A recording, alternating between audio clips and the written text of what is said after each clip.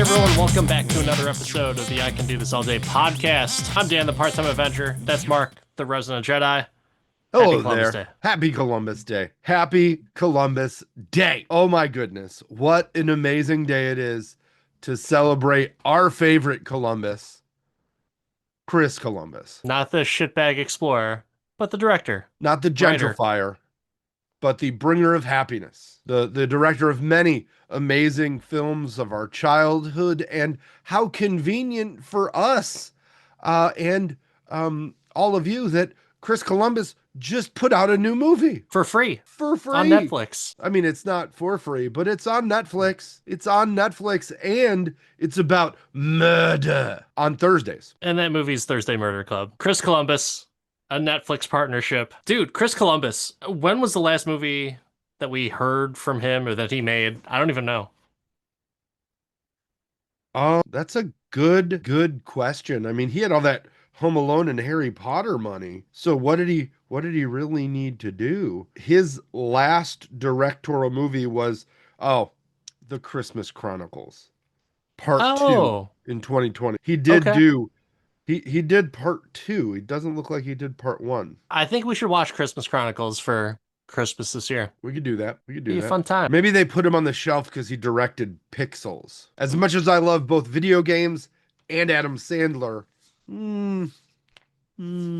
I was fine with it just because of the video game shenanigans, but hey, Chris Columbus can do no wrong. When you come out with Mrs. Doubtfire, hey, we'll watch your movies. And of course, Home Alone. But all right, Thursday Murder Club, a 6.6 on IMDb, 78% on Rotten Tomatoes from a critic score, 53% audience score on Rotten Tomatoes. Interesting. Mark, what are your thoughts about the origin of this movie, and tell the listeners as to why we're reviewing this? Well, first of all, the cast is outstanding. I mean, you got Pierce Brosnan, you got Helen Mirren, you've got Sir Ben Kingsley and Dame Helen Mirren. Sorry, got to put the right stank on those names. But it's a star-studded cast, and it's Columbus Day. Let's be honest. What really caused us to watch this, though? Like, besides that it was Columbus Day, did we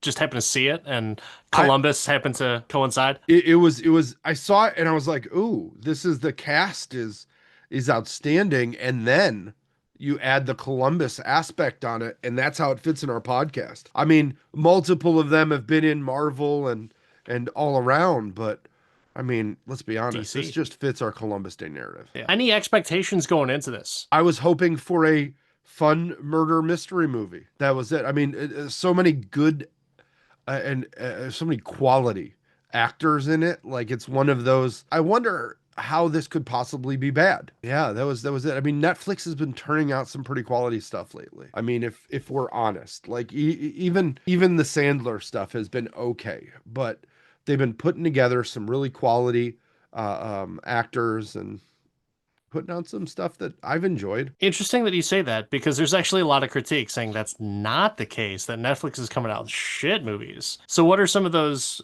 big ones that you liked that may be differing from other people's opinions? I mean, Happy Gilmore 2 was a joy. Wasn't that great, though? When you rewatch it and you appreciate some of the Bad Bunny and the fact that they brought everybody back, like it's one of those where when you get out of your own head around, oh, it's Happy Gilmore, it's got to be as good as the first one, you kind of get past it, right? You get past it and you realize this is good regardless. I thought Electric State was pretty okay, especially compared to some stuff they've put out before.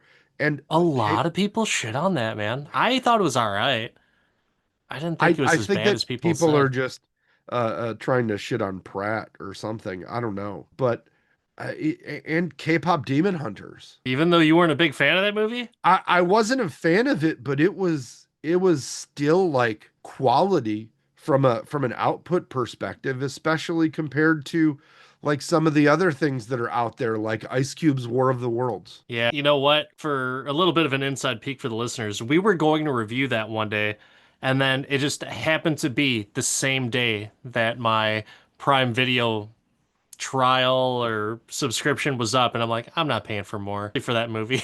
So sorry for anyone that was looking It's forward to gonna it, be, but I mean, if it's not on YouTube already, like, let's be honest. we'll eventually get to it. But yeah, me for my expectations on Thursday Murder Club was, oh, Chris Columbus. I liked Mrs. Doubtfire. I liked Home Alone. Why wouldn't it work for a bunch of senior citizens like that? It seems like, okay, comedy, senior citizens, very good actors. It should be fun. And that's kind of what I went into it. I was looking forward to watching to this movie. It was not the type of movie that I was like, oh, God, I got to watch this for the podcast. And we've had plenty of those, mainly DC movies, but Not Adam yeah. Webb. Ooh.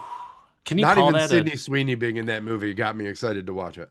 yeah, not so great. Not so great, but oh well. Everyone is entitled to their opinion, and if they liked it, they're just wrong. That's all. Wrong. Morbius. Going into the movie though, we went over our expectations, kind of like the origin with, for any listeners, Mark's a big sucker for murder mysteries. I like them. I don't usually go after them for movies. I like them in TV shows, but there's something about in a movie, it doesn't necessarily translate or captivate me as much. Maybe it's just the type of genre that it is, but there's only a handful that I really, really like for murder mysteries. Knives Out being one of them, and I can't think of anything of recent memory. But with your love for murder mysteries, I was wondering if you could do our listeners a favor. Can you give us your version of the plot? I can.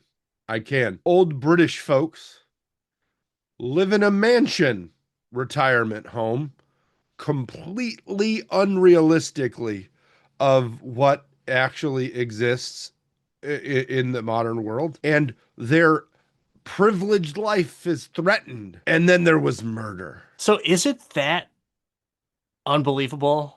Like for a retirement home for like super rich people and high government officials? They There's weren't got to be super rich something like it, people. right? I don't think they were super rich people. I mean, you got a former leader of MI5, MI6, MI7, I don't know. But you got an MMA fighter's dad, probably got to be pretty rich. You got the one woman and her daughter's like a banker, and she was just gonna buy the retirement home. I figured that I that think that mom must that be coming woman from is the money. Batman. I think that that woman's daughter is Batgirl or something, and that they're all living at Wayne Manor. I don't know. Maybe things are done differently in the UK. If there's any listeners from the UK, do you all expect to retire to a castle? Or if you're rich, Is that how it goes? Is that what the Queen has bestowed upon the subjects, that thou shalt all live in a castle? Like, is that what's happening here? it's got to be better than the US, right? I mean, if Prince Harry's not living in a castle, maybe some old people can. Castles can be debatable too. Doesn't have to be a fancy castle, but What kind of castle can old people be in? It has to have like electricity and walls. They're not going to put the doesn't old have people to. in the ruins. Oh, they definitely put old people in the ruins for sure. That's That's under why no the one bothers ruins. them. That's Like, under the ruins. with the cast going into it, you talk about all the different talent in there. Who did you expect to have the best performance? I wanted Pierce Brosnan to be the leader of the group due to his bondness. Helen Mirren is always very, I want to use the word alpha, but without all of the toxic masculine connotations to it. She plays a very alpha character, especially, I mean, in everything she's in that's spy related. If you remember those Red movies that she was amazing in them, So I was hoping that they would just carry the day, and they did. They did. Though this was a very refreshing version of Pierce Brosnan, possibly the least serious of all of the Brosnans. And this is the guy that did Remington Steele. There was a movie with Pierce Brosnan, I want to say with Am Devine, and he marries his daughter or something. That's a silly role for Pierce Brosnan. He's just off the wall, ridiculous. I mean, he was in Mamma Mia as well, wasn't he? Not that I've seen any of the Mamma Mias. I think he was, right? I would assume that so. he would be. Listeners chime in. But the spot on accuracy of Helen Mirren being alpha or being that powerful force and really the only choice for a protagonist, in my opinion. I feel like if she wasn't the protagonist overall, I'd be like, meh. what are we watching here? Why are we doing this? Because I feel like she's got so much talent, and she does have such a great presence, and she does it very well of how she plays the characters. So you can kind of tell that she's a big deal or she was a big deal, and then someone makes the MI5 comment, and then she's like, "Well, no, I'm not in charge of it, but I want to do good." It's like, yeah, you definitely were involved somehow with MI5. And I like that whole power play of these people are old, but they're not useless. They had lives before, they have interests, they have skills, and they all have different skills within their little group, within their murder club. You've Mhm. got Ben Kingsley is Ibrahim, and he is just super smart and analytical, whereas Pierce Brosnan, not so much the case in terms of the analytical, but very smart in terms of trying to pull off a con. Like I really like that the almost good cop, bad cop type of thing where they bring in the officer and he's like, I'm not gonna speak to you. I want to speak to the woman police officer. Like I love the production that they really put that into it and they're having fun, but they're also trying to bend the law and try and have it work in their favor so that way they can get information. What were I your thoughts on kind of like their different attributes within the little murder club? I thought their relationship was very reminiscent of a good 80s like buddy cop movie, right? Where Helen Mirren was the lone wolf and then those two were like the Or two. Wolf for their wolf Who were pack, the two in Beverly Hills Cop? The the Judge two cops? Reinhold and Oh the yeah, other yeah. guy. I just I can't remember their name. Billy, the Rosewood and Taggart. Yeah. That's who they were. They were Rosewood and Taggart. And I'm okay with that. Like that's I'm there's two different kinds of like cop movie, buddy movie, mystery movies out there, right? There's the funny ones and there's the really serious ones. And with this cast, you could have gone either way because I think that those top three build could do it either way. It could be spooky or it could be hilarious, and the range that they bring is great. And it's good to see these kind of movies getting made again. Things that are just based on a one-shot story that's got some layers. We've got some good characters. The antagonists, I think, in this were great, and the people they brought in to play them. David Tennant is annoying and you're happy that he gets murdered. And then um Richard E. Grant, menacing. And I was just super okay with him. And he only saw the screen like in that in the end part there. But I've always appreciated him as just kind of that, I don't want to call it odd player, but I've just always appreciated his uniqueness. Is uniqueness the right word for a Richard E. Grant? I would assume so, just because it's your words, not mine. So I'm Oh, gonna say, yeah, I agree with you. oh man. So talking about the versatility though, of the three top build, honestly, I think out of all the characters, I was most impressed with Celia Emery's Joyce Meadowcroft character. I freaking love that character. She was a lot of fun, and she was like so eager, and just throw in the random quirk of like, oh yeah, I make really good cakes too. Like it's just a fun addition to a group, and not pointless. It's kind of like part of the whole, like you join a little fun social club and you have to bring some snacks and treats, and she's the one who brings us snacks and treats. I mean, somebody's got to bring the cakes. It's not going to be Pierce Brosnan. Did you like her as a character? I thought that she gained momentum as the movie went on. You know, it was nice to see them like the way that they drafted her into it was kind of funny. You know, like, yeah, you're a nurse. And they'd like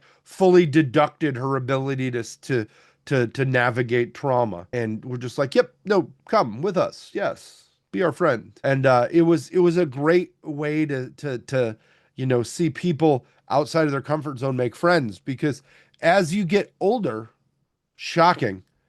It's not that it's not easy to make friends. It's just that the effort is, And people keep on dying. That's the other thing. and people suck. Like there's all of these options, right? I mean, she was replacing one that was catatonic at that point. Yeah, that was something that was kind of unexpected while I was watching the movie. I was like, oh, what's going on with the friend? And why is the friend like, how do they fit in to everything? Yes, Did I you pick understand. up when they talked about the early when they went through the thing and the female police officer, and then she went and visited the friend and they had the same name? Did you put that together early? Or did that No, take you a not at the minute? time. Yeah, I didn't. This was good enough for me because I couldn't guess the ending right away. I had a few different layers to it that it became clearer as you went, but I didn't guess it right away. And it took me until almost the end to put all the pieces together. And the way they wrapped it up, I thought was great. So that to me is what really makes a good murder mystery is that it's not painfully obvious. And sometimes when it's a comedy, they make it painfully obvious, right? Like Sure. you know what's happening. Like um Dragnet. You remember Dragnet with Hanks and the Dan Aykroyd? I never watched it. Didn't have any interest in it. It's so good. It is borderline. It is borderline Naked Gun. Oh, I highly doubt that. Oh, it's so good though, dude. I If I it mean, was, people would still watch Dragnet. No one watches Dragnet. People still watch Naked Gun. maybe you should watch Dragnet. Maybe we should put some kind of bet out there for some Dragnet. If it's available on a streaming service right now, yeah, sure. If it's not, then point Naked Gun. Like I'm not gonna go to any extra effort to No watch a extra Dan effort for Aykroyd you. movie. No Oh, I love thanks. it. As much Minimum as effort. Tom Hanks is America's dad, Dan Aykroyd is not my America's favorite. nutty uncle. So what else is going on as you're watching this movie? Any high points? Anything that you're kind of like liking the quirks? Anything that you really appreciate? Anything that's just like out of left field and you're like, where the fuck is this movie going? Well, I think that what I liked about it is that it didn't get too campy and it didn't like it kept going from a plot perspective. Like there were new pieces that they introduced in each like I don't want to call them scenes, but kind of, right? In each turn of the story, there was another layer that they uncovered, which that's hard to write, hard to design in a way, right? And hard to build. And I thought that even though this wasn't going to be a hit you in the face, shocking, murdery um drama movie, it still I think did the job and did it well. We've been really lucky to get more of the Poirot movies made by Kenneth Bragdon, who I really enjoy, and I enjoy those movies. You could take them or leave them, but those use a considerable amount more drama, violence, and all the things that were in the books. But this is light. It's something that though there is gore in it, it's something that like you could watch as a family-ish and not like worry about your kids being traumatized. I was gonna say like for Kenneth Branagh's Poirot movies, it was missing a lot of the like in comparison to Thursday Murder Club. Thursday Murder Club did not have enough boringness compared to the Brana movie. I feel that's really what it was. Like because there were some parts where it was just dragging on. I feel like this movie and rightfully so with Columbus's directing method is more of that charming, whimsical type of story. Are there sad points to it? Sure. But they add in that little quirky twist of humor to where it's not slapstick, but at the same time, you chuckle to yourself, like, huh, here's a little giggle. Kind of similar to what old people do. They'll just be going through life, they do something, it's like, huh, this is funny, and then just continue to go on. Like, there's that little quirk. And I think that's what makes it interesting for me because I'm not a big fan of murder mysteries. I like a whodunit, but at the same time, it's not, oh man, I can't wait to find out who this killer is. Like, nah, I'm good. Oh man. So how did you feel about all of the protagonists just being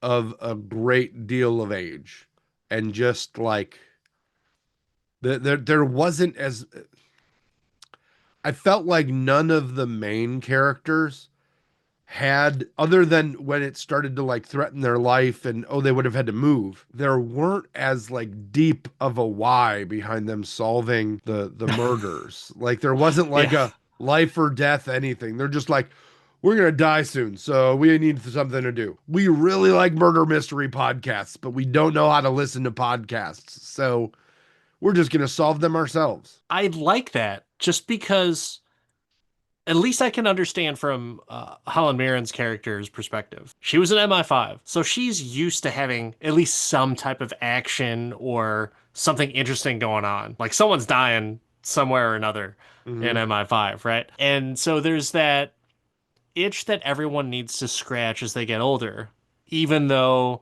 they're not as young, athletic, quick, maybe even strong as they used to be. They have to do something to kind of quench that body's never-ending thirst of competitiveness or just overall interest and spark for life. Right? Because if they do, if they're just going to be doing knitting circles and like stupid lame like ball exercises in a retirement home, then yeah, this would be the most boring movie ever. I mean, But they're these are gonna do people pool that aerobics. Pool aerobics. even some of the pool aerobics might be too much for some old people. I like this just because it's realistic and it's you have the undertone of like yeah, old people, although dangerous behind the wheel, do serve a purpose. I mean, Helen I Mirren could drive in this movie. yeah, and so it's cool. It fits. It's for those groups of people that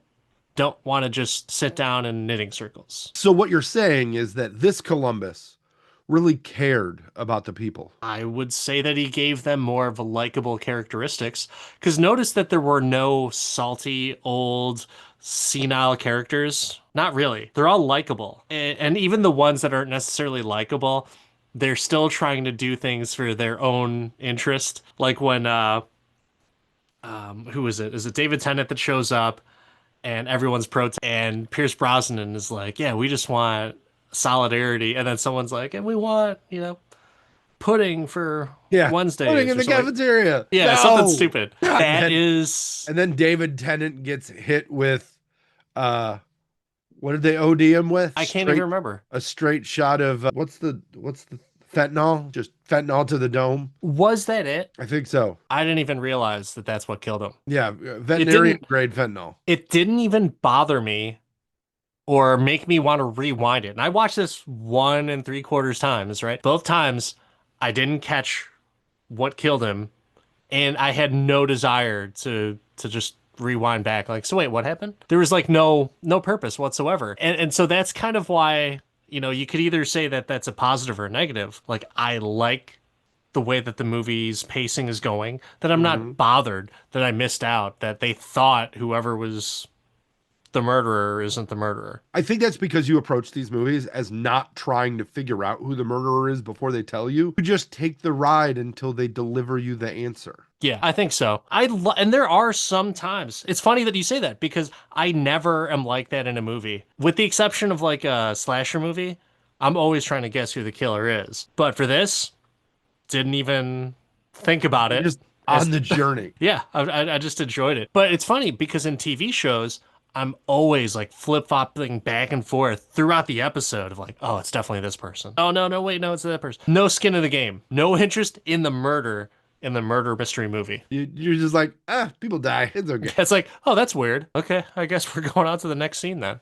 Like, Oh man. that's not the killer. Way to be the Mr. Bean of consumers on this. Well, Just trying to enjoy it, man. Just trying to enjoy it. oh man, How does this you're compare delicious. to like Knives Out for you? I like Knives Out a lot. The mystery was there for sure. And I was kind of guessing as to who some of those people would be, but not as much as, you know, TV episodic stuff. And this movie, definitely not. But what are your thoughts? So Knives Out gives you a little bit more of a gritty, um, a little bit more of a gritty story, but no. The first Knives Out is very similar, right? Like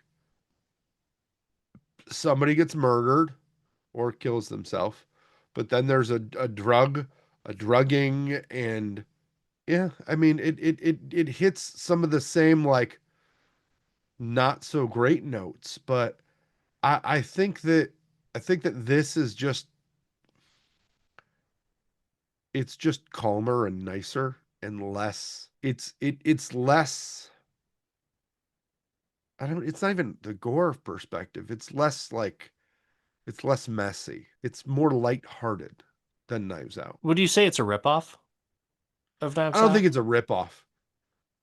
I don't think So it's a here's ripoff because it's the reason why adapted I from a asked book that. that came out before Knives Out. Okay. The reason why I asked that is because Knives Out, almost everyone in that movie is not likable, with the exception of Ana de Armas's character. And in this movie, almost everyone's likable to me. Even like David Tennant is still likable to a certain degree. And that's just pretty much it. Like for the people that are the in quotes bad guys, yes, they're more prone to not be likable. But at the same time, I wouldn't say I'm like hating anyone. It's like, oh, I'm glad that person got their comeuppance. Yeah, there really you make a very good point that it's not a hateful situation. And I want to clear something up. This book came out in 2020. Knives Out came out in 2019, so I was wrong. This came out after Knives Out, but I don't think it lifts from Knives Out. I think that Knives Out lifts from every tropish murder mystery there is, but this does have a very unique um perspective on it in that you just like you don't feel bad like nobody do you want to get it. You're not like, oh, I hope David Tennant gets it. Like it's kind of inferred that David Tennant at some point is going to die, right? And it's just like he's being wacky. And you don't I don't think any of us expected, even as Helen Mirren's doing the car chases and face to facing with the gangsters and all that. None of us really expect any of the main characters to be offed, right? And then in the end, I think we all kind of feel bad for the people that actually did the murders, Yeah. right? Like nobody is in a place of like they got him. And they're just like, oh man, well, It's almost like Thursday Manslaughter Club is what it was kind of what it was coming out to be. yeah, Like they yeah. didn't necessarily want to murder people, but it's a more of a feel good story for sure. But yeah, there's a lot of tragicness for those that did commit the murders, and you feel bad because they weren't that awful of people for the most part. I mean, most of it Um, was justifiable homicide, I would say. yeah, yeah. So I guess Thursday Murder Club just kind of wins out. I don't know if maybe the sequel will be called Thursday Manslaughter or Yeah. Thursday Homicide Club. I That'd be do funny. think that though the thing I liked most about this movie is the way that they landed the crimes and the way they landed the whodunits. And they gave you motive in a very real way. Like the guy ransacked the house because he was just looking for his passport. He wasn't there stalking. It wasn't like a premeditated murder. If he would have found his passport, he just would have left. You got to think, right? And then the second murder, spoilers, the Thursday murder, the female cop is so distraught by this guilty person getting away that she takes matters into her own hands to serve and protect. She Clint Eastwood's it. Yeah. Do you think that that would be at a certain age justified, where like old old Detective Miller is going to go after all the crooks that got away when he was on the beat? It'd be a cool movie. I think it'd be a movie. I think it's been a movie, maybe. I don't know. But I definitely think that it'd be a cool story. I don't think it's justifiable, right? I think that you got to give justice its due, right? Like everybody dies at some point, right? And these criminals will die at some point. Even OJ got it in the end. Oh, everyone has their own definition of justice, and mine starts off with justified justice. Like, I thought yours started out with "Vengeance is the night." no, I fight crime in a rubber suit. Really seals in the flavor. Oh man. So Yeah, go does for it. this give you the warm feeling you wanted on this Columbus Day? Is this something that as a day that some kids get off school that is a good family bring together experience? I'll give a little bit more color commentary when I answer that famous question towards the end, but I would say the humor is welcomed and I'm having a good time. I don't think, if I going into this, I was like, why is Chris Columbus doing a movie about murder? And then I could kind of see it was a little plucky and a little bit more happy-go-lucky in some aspects. And I was like, okay, this could work. However, how is this really going to work in a murder mystery? And so I was pleasantly surprised from the beginning that it kept a tone of seriousness without being too serious. And I think you kind of said something like that before, to where, the murderers in this movie you kind of feel bad for. For the plot, you kind of feel bad for the plot because it's not the typical, tragedy strikes and we need to figure out who did this murder. It's just kind of like there's a lot of fun stuff that happens. And by the way, some murder happened. Yeah. We're gonna lose our house. Yeah. What about you? What did you think as you were going through? I just went along for the ride. I enjoyed the fact that I couldn't, like I said, peel it back right away, that there were some layers to it, and that it got deeper as the movie went on. The movie just didn't like reveal a shallow plot, if you will. Plot not being the movie device, but the murder device. Like it went deeper. It had multiple hands. It showed the good and the bad in the people. Whether it was the developer who kept the mansion open while also being a terrible human trafficker. Or the police officer who did so much for so many people and was suffering greatly, but still, was left to be accountable for her action, though they gave them, the respect needed to do so peacefully. Overall, with the ambiance and environment of the movie, you got the direction of Christopher Columbus, the expertise of the entire cast. What did you think about like the secondary players? Like you got the two cops that they're basically trying to use them for information, very similar to a lot of other movies, but they do this in a clever way to where they're like, oh, as an audience member, like, oh wow, these people are all super smart. They're master manipulators. And they're feeding the curiosity of this beat cop and getting her involved, knowing that she wants to do more than just file out reports at a desk. So it kind of has that fun adventure aspect, but also every single person is useful. No one is like a useless sack of shit at a retirement home. They all have their part for something, and at least in my opinion. I agree. I think that the two cops are very different, right? Did you recognize Naomi? I believe it's Aki. Nope. So she was in Rise of Skywalker. She did the Whitney Houston biopic. She's gonna be in Clayface coming up. Wait, was she Whitney Houston? Yeah, Oh, yeah, okay. yeah, and she's gonna be in, like I said, she's gonna be in Clayface. So she's taken some pretty high profile roles, and I thought that she was pretty solid in this, just being able to volley with Helen Mirren in the way that she did, and even the side players in this movie, um, were so strong, right? Like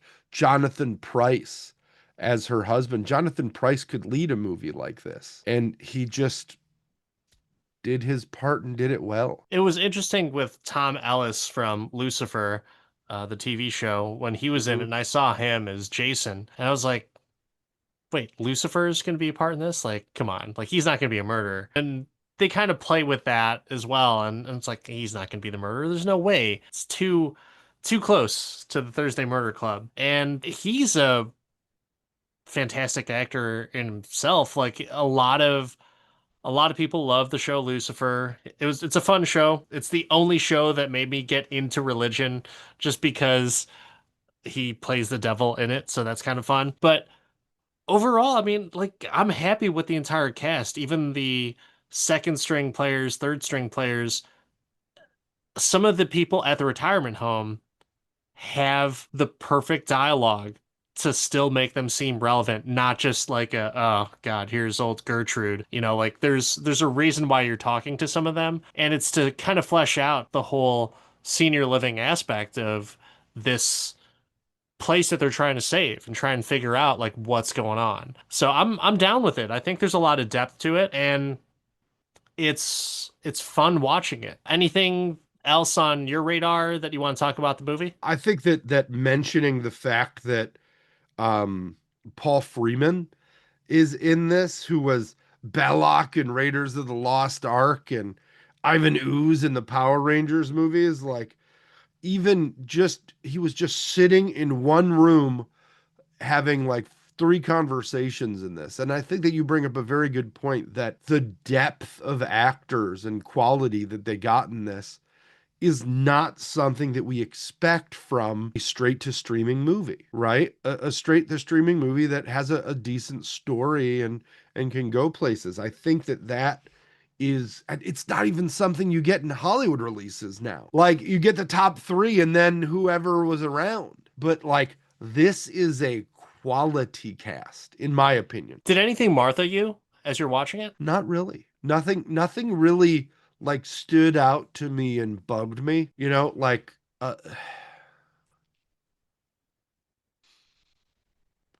I think it was very convenient how they sent the guy in to dig at one specific grave and it uncovered a massive clue and he perfectly excavated around a body, Yeah, right? right. But I mean, eh, like you could let that go, I guess.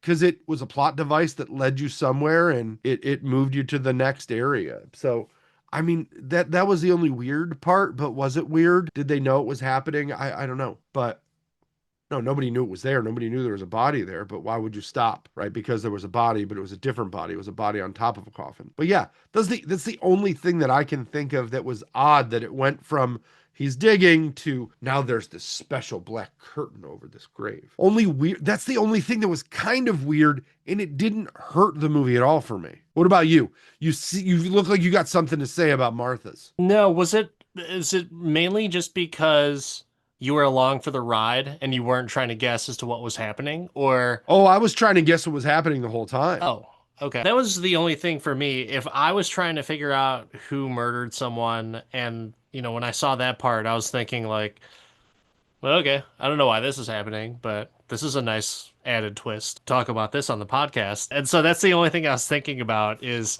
why is this twist happening? Is it that big of a deal? And did we need the twist? I don't know if we did. It's nice that they I did add that in there, but you could have scrapped that whole storyline out of everything, right? I don't think you can scrap the murder club murder out, because that is the connection as to why David Tennant got killed. Wasn't because of the building coming down. It was because if he excavated the cemetery, it would have brought forth what that woman had done all those years ago. So it was trying to keep a secret under. So I guess. and none of the murders were for the reasons that we thought, other than the main murder. So it really wasn't that important then. That's why I said I just let it go. It wasn't crazy. Yeah. Well, since we talked about a lot of different plot points and everything, um, question for you. When it comes to the Thursday Murder Club, can you do this all day? So as you said, am an enthusiast when it comes to murder mysteries, and enjoy being taken on that journey. The only bad part about murder mysteries is once you know who murdered them, it's hard to rewatch. Except it's like in every like 2 or 3 years kind of thing. You have to forget about it, right? Yeah, it's got to leave the grays, if you will, and then you could watch it again. Some movies are so complex that you could watch them, pretty regularly, like The Prestige, or even some of the Poirots I can rewatch because it's like, oh, I missed that clue, and there's little clues that you may have missed that would have given you the answer earlier. So in that way, I think that that this movie, a lot of the clues were subtle, but they were there, so you didn't miss them. So I definitely think that while I'm not going to watch it again this week, I would watch it again. And I don't think I don't have any reason to belay it. I would recommend it. I think it's a good watch. It's clean. It's not confusing, not a lot of stopping and rewinding to it. And it's lighthearted. So I can do this all day.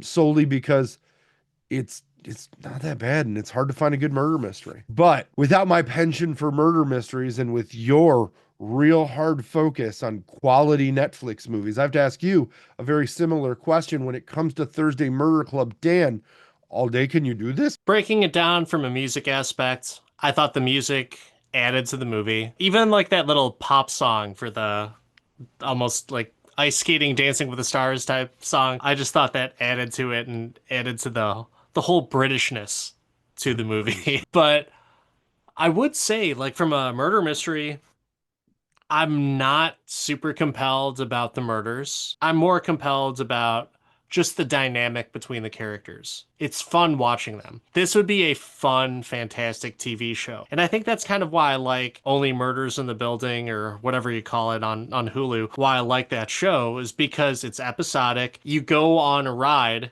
each episode. For this movie, I felt like I wasn't going on a ride. I was just getting to know the people, and they happened to be solving a murder, or at least they think they were. So can you use that as a positive? Sure, but it could also be viewed as a negative if you're looking for a murder mystery. Like if this is something where, for the purists that are out there, I don't know if this would fall into their bucket of a movie that they would like. So I try to think of it from that aspect. I'm along for the entertainment. So does it entertain me? Yes. Music is fun. Acting, great. The accessibility, the fact that it's on Netflix, another great thing. The fact that you can have a quality movie, or at least a very entertaining movie, on streaming, and it's not having you to go out to see this in theaters. I'd be curious to see how this would do in theaters, just because the clientele for this movie would probably show up for it. You know, it casts a wide net. But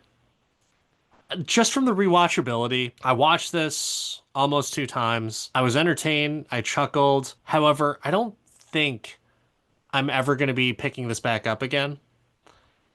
Ever. So that would be my big thing of like, okay, there's the red in the ledger right there. And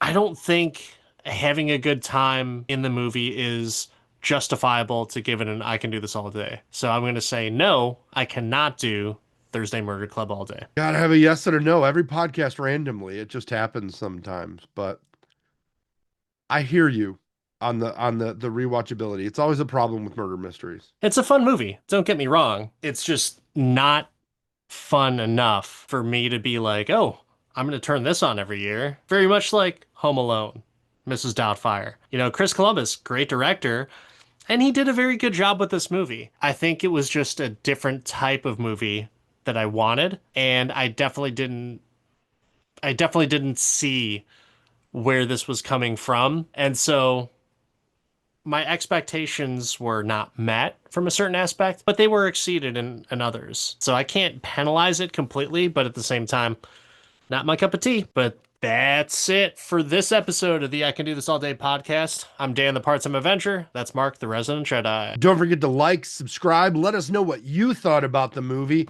the murders, and the old people. Should we let old people solve murders? Is it safe for them? We don't know. We don't know, but we want to know what you think. At I Can Do This All Day podcast on all of the socials. Hit us up. 5-star reviews appreciated. 2-star reviews, we're going to sick Helen Mirren on you. Friend of the podcast. We'll see you later, everyone.